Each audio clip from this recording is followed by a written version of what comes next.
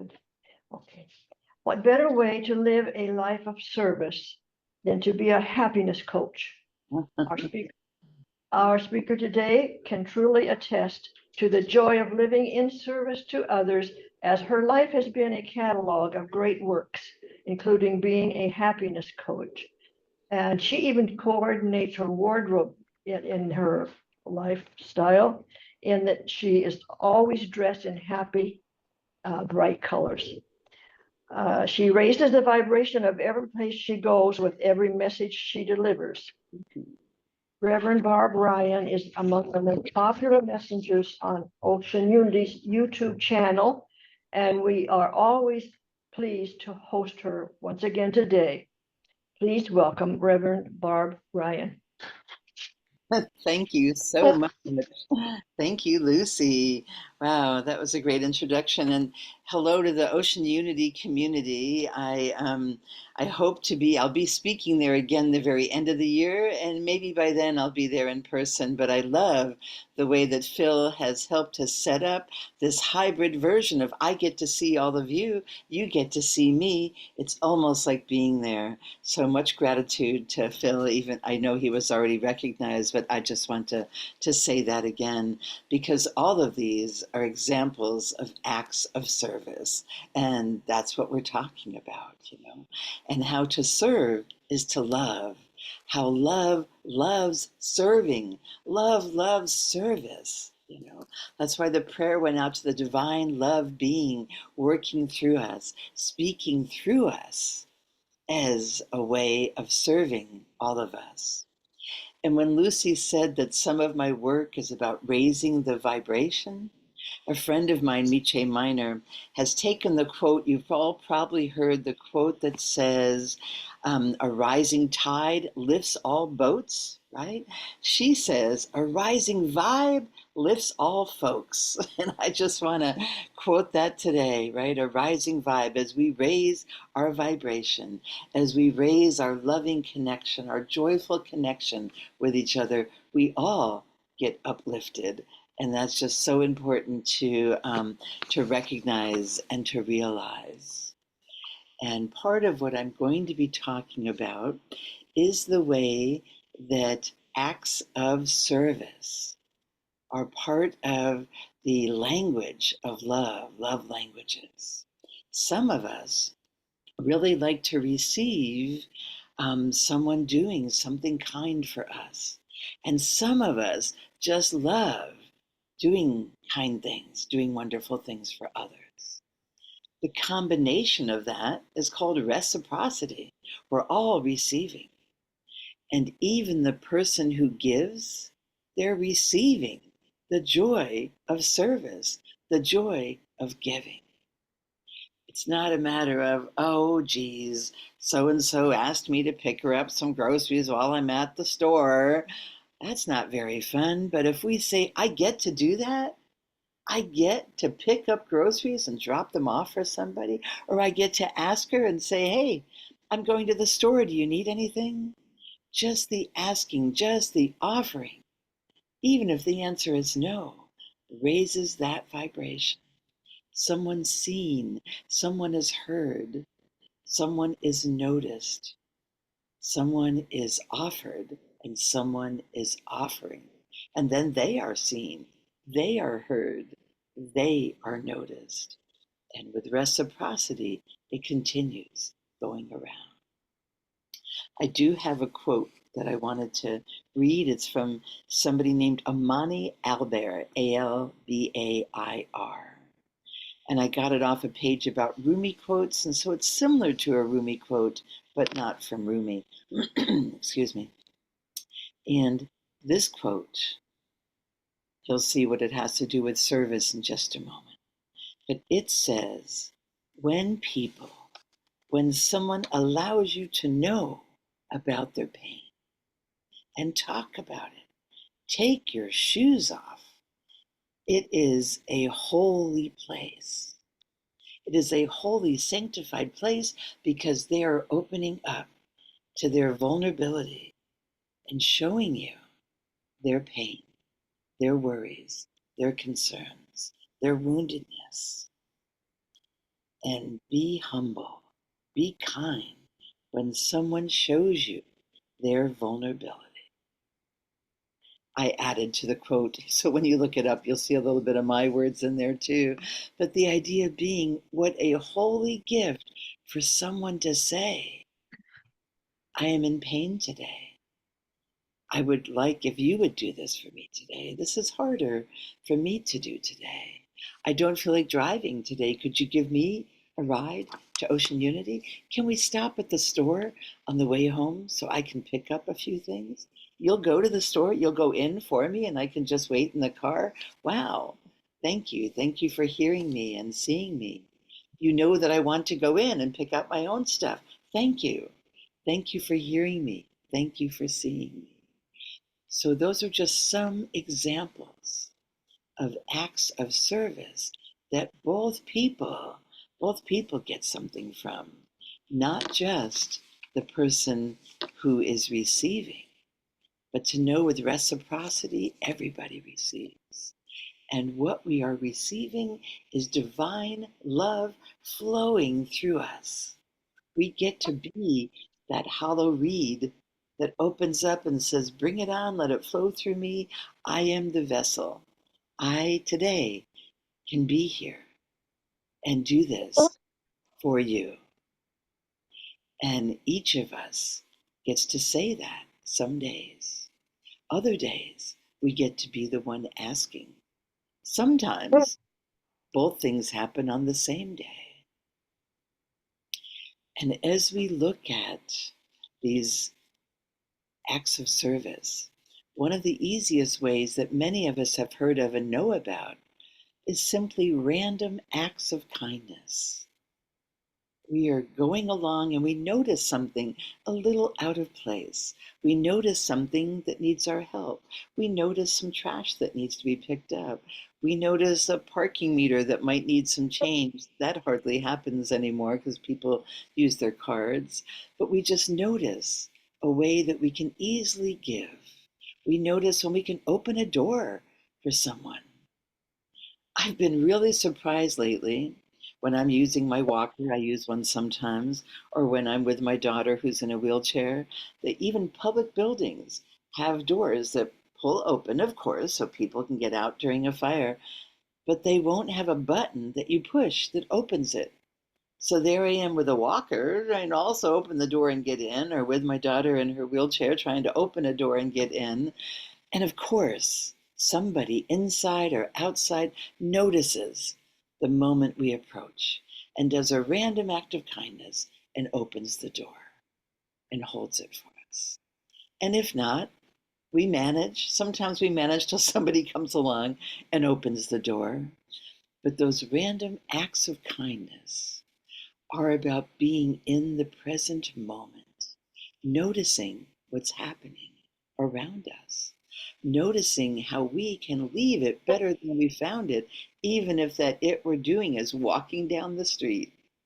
Every step we're walking lovingly and gently on the earth, on the beach, on the gravel, in the parking lot, out in the woods, and our feet are kissing the earth. And how can I make this even better for myself, for the next person? And random acts of kindness are born. And then when we go along in our world and we notice that someone has left something in a way that works for us, or someone has handed us their grocery cart as we're walking into the store.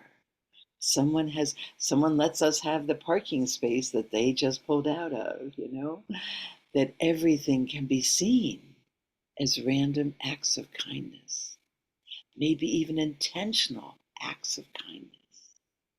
And we are not only doing them and feeling good, we are also receiving them and noticing. And many times there's no one to thank. So instead, we do a random act of kindness. We put that back out into the world, and someone notices that. Someone feels that. We might even put water out for the birds or for other animals. There's all kinds of ways for the earth and the plants and animals and humans, even the rocks, even painting rocks and leaving them for people to find. There's so many ways just walking through our world that we can add to the kindness, to the love, to the recognition that love is moving through us all the time. And then sometimes that feeling of the love moving through us gets blocked. It gets blocked by our worries. It gets blocked by our achiness, by our pain, by our frustrations, by our view of the world, by our helplessness. In so many ways, the love flowing through us can get blocked. And as Rumi says, ours is not to seek for love, but simply look inside and remove that which is blocking it. So these random acts of kindness help remove it for us. And we get to help other people remove theirs by being the recipient of those acts of kindness. Now, when we look at love is to serve in a way that is a love language, what does that mean? What could that mean? How could that happen? That isn't just random, but it's intentional. In many ways, today at the service, there'll be people who will stay after and help put up the chairs or serve the food or open a door for somebody or do things that are intentional, that you're directing that at a particular person or community. And not for a thank you or a reward, but because you feel the love. You feel the love in the room. You feel the love in your heart. You are overflowing with the love and the kindness, and you just want to give. That is an example of love languages. Love languages aren't always about romantic love. They can be. They can also be about love in our families, our friends, our neighborhood, our communities, our villages, our cities, our states, our country, the planet, right? All of these are ways that we can be in service by noticing other people's needs, noticing our own needs, giving someone the gift of helping us. When I used the quote in the beginning about when someone shares their pain, it is a holy moment.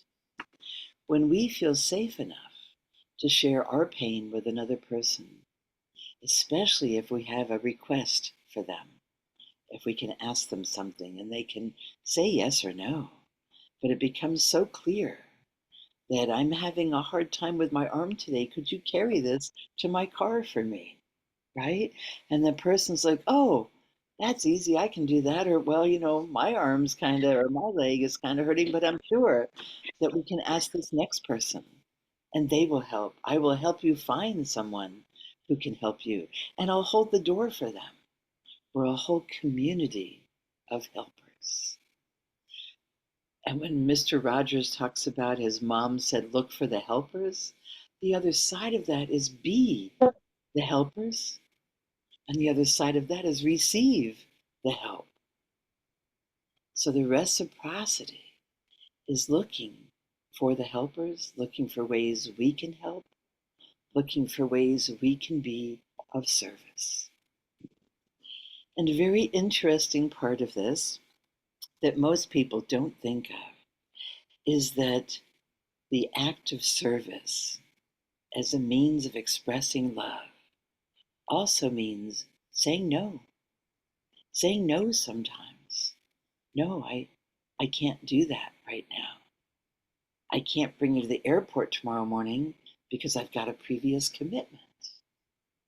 I can help you heartstorm or brainstorm about how to get there, right? And so we're offering something that may help them, but we need to say no, that we can't do that thing. And sometimes we're afraid to say no. We don't want to hurt somebody's feelings. We don't want to disappoint them when we say, I don't know, let me think about it. I'll get back to you. Sometimes those are great answers. I teach those as ways to buy ourselves time and to learn to say no. But sometimes simply saying, no, I can't do that, but how else can I help? Then the person knows, okay, I still got to find a ride to the airport instead of waiting to hear back from you, and then it's all gotten messier, right? So saying no and hearing no is part of learning how to give and how to receive. In the past year and a half or so, some of you may know that I am being visited by a chronic illness, a diagnosis that has me getting used to living differently. And it has required me to learn a lot about asking and a lot about hearing people say no. And I realized that the more that I asked people and they said no, or they set really good limits, the freer I was to ask them again. The person who said no to me was the one I would call because I knew when they said yes, they would show up. They would do it. They would find someone to do it if they couldn't do it. And so I began to trust even deeper people who said, I can. I can give you a ride once a month. And then I'd call them once a month. Or someone might say, when I'm going to the grocery store, I'll call and see if you need anything. Someone else might do that randomly. And I'll say, thanks, but no, I don't. And so there's more of a flow when we are able to say no and see our honesty, our directness as part of the gift of reciprocity. It's part of how we say yes, is by saying no. Those of us who are have been people pleasers and just want to say yes to everybody all the time can find ourselves beginning to burn out because we can't be in 2 or 3 places at once. We don't have the energy that we had years ago that we can do activity after activity after activity. And we begin to slow down and we begin to burn out. And if we're not careful, we begin to feel resentment. We begin to feel like, oh, not again.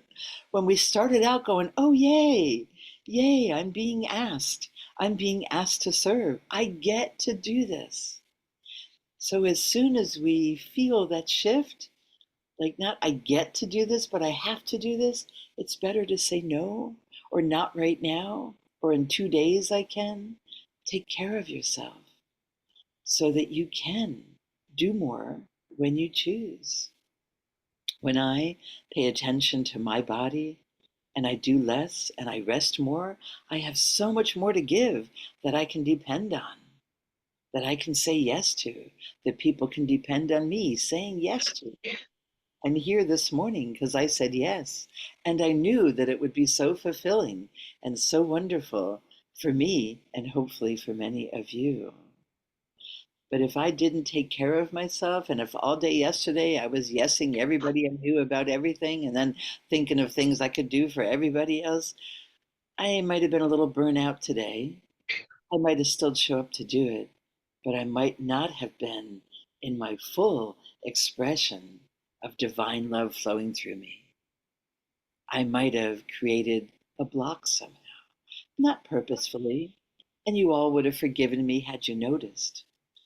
But I've learned that the power of no builds the power of yes.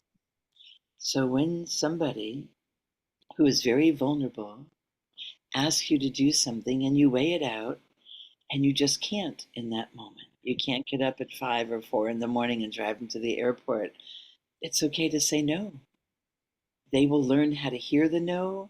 They will appreciate the no. They'll look forward to your offer of what you can do. And so that's a piece to think about. I want to put out some questions for you to think about. I don't know if we have time to answer these today, but they might lead into your discussion afterwards. These are questions about how does it feel? How does it feel to do random acts of kindness? Feel it, get into it, and look at what are some examples of random acts of kindness that you could easily do, or that you already do, or that you don't even notice that you do. How does it feel to do something for a friend or family member, especially if they aren't expecting it? Those are those loving acts of service, right? And how does it feel to ask someone to do something for you? What if it's something you really need, like a ride to the airport, or something picked up at the store, or a ride to a medical appointment? Does that feel different to ask somebody? Is there more urgency? Is there more excitement? Is there more need? Is there more connection? Right? And sometimes when I ask somebody a ride, instead of getting an Uber or getting on a bus or other options I have living in a city, I ask the person because I want that connection with them for that 10 or 15-minute ride. I want to be able to check in. I want to hug hello and goodbye. And what if it's something that you just kind of want, like to be kept company, or to spend more time together, or to have phone calls or beach walks? How does it feel to ask for these things? How does it feel to be asked for these things? Are we like, oh, if they asked me, certainly I'd go. If they said, would you call me once a week and just check in on me? Sure. We could even schedule it if they need that. And usually it feels good to do for others and let others do for us. But sometimes, due to our socialization or conditioning, it can become uncomfortable. And that's when I said that weird feelings can build up. But when we realize how good it feels to do something for someone else, we realize we don't want to take that opportunity away from someone. Right? We want to give somebody an opportunity to do for us, an opportunity for joy. And reciprocity means that it's reciprocal. We're all in this together, helping each other. That's that place of all the rising of the vibes rises all the folks. It's a very loving thing to offer to help someone or do something before they even ask, or simply to ask them before they ask you. When we say to somebody, we find out they've just gotten out of the hospital, or someone close to them has died, or a pet has died, or they're going through a hard time, or they're feeling depressed, and we call up with the best of intentions and say, let me know if you need anything and I'll be there. Sometimes they are so overwhelmed, they don't know what they need, or they think it's way too big to ask. But when we can offer and say, hey, I'm going to the grocery store on Thursday. Can I pick you up anything that has, that you would like? That's a clearer question. And the person can say yes or no, or check with me on Thursday, or I'd actually love a ride to the store with you. They have the freedom to say yes or no instead of thinking like, okay, they said ask everybody else first, or let me know, or something kind of vague, and we don't know what to do with that. So the clearer that each person can be, the better it is for all. And there's a quote that I would like to leave you with. It's a quote from a Bob Dylan song called "Forever Young," and Joan Baez sings it. And so that's who I hear in my head. But you're not going to hear me sing like Joan Baez or sing the words. But it's a blessing in the song "Forever Young," and it says, "May you always do for others, and let others do for you." And I'm going to end this part on that note, but before the session ends, I am open for questions about the talk or any of the questions we just mentioned, but I want to turn the timing of that back over to the speaker or the leader of the day.